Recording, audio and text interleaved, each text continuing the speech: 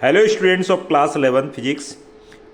जैसा कि हम लास्ट ईयर के कुछ क्वेश्चंस को देख रहे हैं जो 2019 से लेकर 2024 तक पूछे गए हैं, उनमें एक क्वेश्चन, और वैसे देखा जाए तो ये क्वेश्चन एक इम्पोर्टेंट क्वेश्चन में भी होता है, जिसको हम कहते हैं, पढ़ते हैं अगर क्वेश्चन को तो ये है, प्रक्षेप्य गति किसे कहते हैं? क्षैतिज के साथ थीटा कोण बनाते समय ऊपर की ओर फेंकी गई। ऊपर की ओर से मतलब है ऊर्ध्वाधर दिशा में, एकदम ऊर्ध्वाधर को फॉलो करते नहीं हुए, उसके साथ में कुछ मतलब क्षैतिज के साथ में कुछ कोण थीटा बनाते हुए फेंकी गई। तो इसके लिए निम्न का व्यंजक स्थापित कीजिए: उड्डयन काल, अधिकतम ऊंचाई और क्षैतिज परास। तो बच्चों सब सारी चीज़ें वन बाय वन समझते हैं और सभी का व्यंजक हम स्थापित करते हैं। मैं यहाँ पर दो का व्यंजक स्थापित करूँगा, तीसरा आपको इसका बना सकते हैं या चाहे तो तीसरा भी मैं कर दूंगा। चलिए फटाफट समझते हैं। पहला, जैसा कि आपको पता है, इसमें लिखा है प्रक्षेप्य गति किसे कहते हैं। ये क्वेश्चन आपको लेफ्ट हैंड साइड में दिखाई दे रहा होगा। तो प्रक्षेप्य गति किसे कहते हैं उसका मैंने यहाँ पर आंसर्स लिखा हुआ है, तो आंसर पहले देख लेते हैं, फिर और भी चीज़ें हम देखते हैं। चलिए देखते हैं। तो बच्चों, प्रक्षेप्य गति का मतलब क्या है? मान लो कोई वस्तु को हम किसी बिंदु से फेंकते हैं, इस दिशा के अलावा, ये दिशा के अलावा अगर हम वस्तु को फेंकते हैं तो ऐसी जो गति होती है वो होती है प्रक्षेप्य गति। और उसी का हम अगर उदाहरण देखें सबसे अच्छा, तो जो सबसे अच्छा उदाहरण हमें दिखता है जेवलिन थ्रो। जेवलिन थ्रो को हम बोलते हैं भाला फेंक। जैसा कि आप जानते हैं, नीरज चोपड़ा जो स्पोर्ट्स वाले, जो एथलेटिक्स में कहे जाते हैं, वो किस में, कौन से स्पोर्ट्स से माने जाते हैं? वो जेवलिन थ्रो में माने जाते हैं। ये जेवलिन थ्रो के लिए ही वो फेमस हैं। और वो जो गति करवाते हैं वही आपकी क्या है? प्रक्षेप्य गति है। चलिए आंसर को पढ़ते हैं। जब किसी वस्तु को प्रारंभिक वेग, मान लो प्रारंभिक वेग को u बोले हैं, से ऊर्ध्वाधर दिशा के अलावा, मतलब ये दिशा में नहीं फेंकना है, अन्य दिशा में फेंका जाता है, तो वह वस्तु ऊर्ध्वाधर तल में गति करती हुई पृथ्वी पर किसी अन्य स्थान पर गिरती है। और इस प्रकार की जो गति करती है वस्तु, उसी को बोलते हैं प्रक्षेप्य गति। इसके बहुत सारे उदाहरण हो सकते हैं, लेकिन सबसे बेस्ट और सबसे सिंपल सा उदाहरण कहें तो जेवलिन थ्रो होता है, भाला फेंक होता है।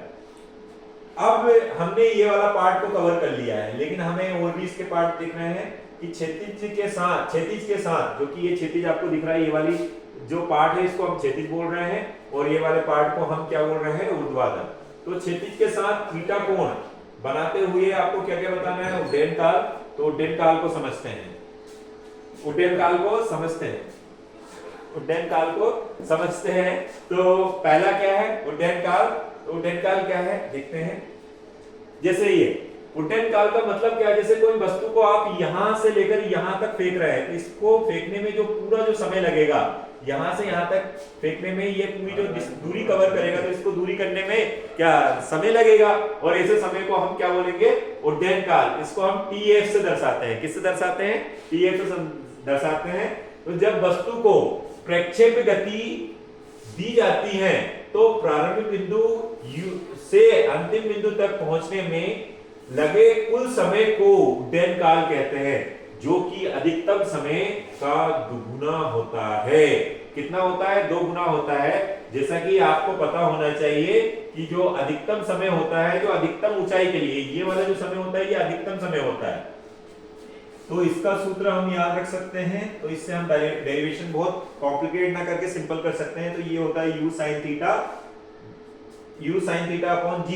और जो उड्डयन काल जो होता है वो अधिकतम समय का कितना होता है? दुगुना होता है। तो हमने यहाँ पर ही इसका मान रख दिया, तो ये 2 से गुणा हो गया, और ये हमारा अधिकतम समय का सूत्र आ गया। अधिकतम समय का, सॉरी, फ्लाइट का, टाइम ऑफ फ्लाइट का सूत्र आ गया, मतलब उड्डयन काल का सूत्र आ गया। अधिकतम का तो ये है हमारे पास, तो ये हमारा उड्डयन काल का आ गया है, जिसमें u प्रारंभिक वेग है, थीटा प्रक्षेप्य कोण है जो कि क्षैतिज के साथ बनाया है, और g क्या है? गुरुत्वीय त्वरण। दूसरा क्वेश्चन समझते हैं बच्चों। इसमें दूसरा बोल रहे हैं कि अधिकतम ऊंचाई, अधिकतम ऊंचाई। अच्छा, अधिकतम ऊंचाई वाला हम बाद में कर सकते हैं, या आप उसको ट्राई कर लीजिएगा। मैं तीसरा वाला थोड़ा बता देता हूं, क्योंकि ये डायग्राम से समझाना थोड़ा सा इजी हो जाएगा। तो तीसरे वाले को मैं बता देता हूं, और दूसरा वाला आपको ऐसा होमवर्क में दे रहा हूं। अगर नहीं बनता है आपसे, then you can ask in comment box, तो मैं उसके लिए भी वीडियो बना दूंगा। चलिए समझते हैं बच्चों। तो जैसे हम बात कर रहे हैं कि किसके लिए? क्षैतिज परास के लिए। क्षैतिज परास क्षैतिज परास को हम हॉरिजॉन्टल रेंज बोलते हैं। क्या बोलेंगे? Horizontal range. तो ये होती क्या है? तो अगर हम इसकी परिभाषा लिखें, जब वस्तु को प्रक्षेप्य गति की कराई जाती है, गति कराई जाती है जाती है तो क्षैतिज दिशा में प्रारंभिक बिंदु से अंतिम बिंदु तक तय की गई दूरी क्षैतिज परास कहलाती है। क्षैतिज परास या हॉरिजॉन्टल रेंज कहते हैं। When object is thrown from initial point to final point in horizontal axis, okay, then the distance covered by the projected object is called horizontal range। जैसा कि हमें पता है, हम जानते हैं चाल बराबर दूरी बटे समय। इससे हम इसका व्यंजक आसानी से मिला सकते हैं, आसानी से प्राप्त कर सकते हैं। चाल मतलब कौन सी दिशा में? क्षैतिज दिशा में, इसको x दिशा में ux बोल दिया। दूरी जो है इसी को ही हम बोलेंगे हॉरिजॉन्टल रेंज या क्षैतिज परास। और टाइम बताइए, टाइम कौन सा था? अभी हमने देखा था उड्डयन काल वाला, इसलिए मैंने ये पहले डेरिवेशन लिया। तो हमें चाहिए क्या? ये r चाहिए, तो हमने लिखा ux और यहां पर गुणा कर दिया tf का, और ये आ जाएगा r। अब आपको पता है कि जब हमने वस्तु को कोई थीटा के साथ में इस एक्सिस में फेंका, तो इसके साथ में जाएगा, उसका प्रारंभ वेग u है तो इसके साथ में जाएगा u cos थीटा, और उसका जो परपेंडिकुलर पार्ट है उसमें जाएगा u sin थीटा। यस और नो बच्चों? अब यहां पर ux की जगह में लिख सकता हूं u cos थीटा, और tf अभी जस्ट आपने लिखा है 2u sin theta upon g। ये हो गया आपका r। आगे सॉल्व करते हैं यहां पर, तो r इज इक्वल टू, ये आपका आ जाएगा u स्क्वायर, u स्क्वायर हो जाएगा, और यहां पर आ जाएगा 2 sin थीटा cos थीटा, और अपन में आ जाएगा बच्चों g। आपको पता है sin 2 थीटा क्या होता है? sin 2 theta is equal to 2 sin theta cos theta. ये सूत्र आपको याद होना चाहिए, तो हमने ये फॉर्मूला यहां पर लगा दिया। तो ये हो जाएगा u square into 2 sin theta, sorry sin 2 theta, sin 2 theta है ना, sin 2 थीटा। ये हमने इसकी जगह पर ये लिख दिया, और अपॉन में क्या जाएगा g। और जब ये हम इसको अधिकतम कर देते हैं, क्या कर देते हैं? अधिकतम कर देते हैं।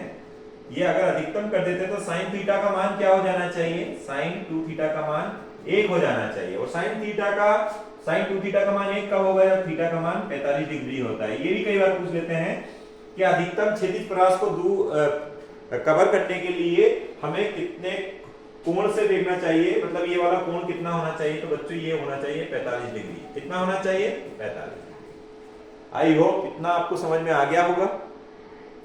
अब अगर दूसरा वाला डेरिवेशन आपसे पूछे कि अधिकतम ऊंचाई वाला, तो उसमें आप जो सेकंड इक्वेशन ऑफ मोशन है या गति का द्वितीय समीकरण है उसकी सहायता से आप कर सकते हैं।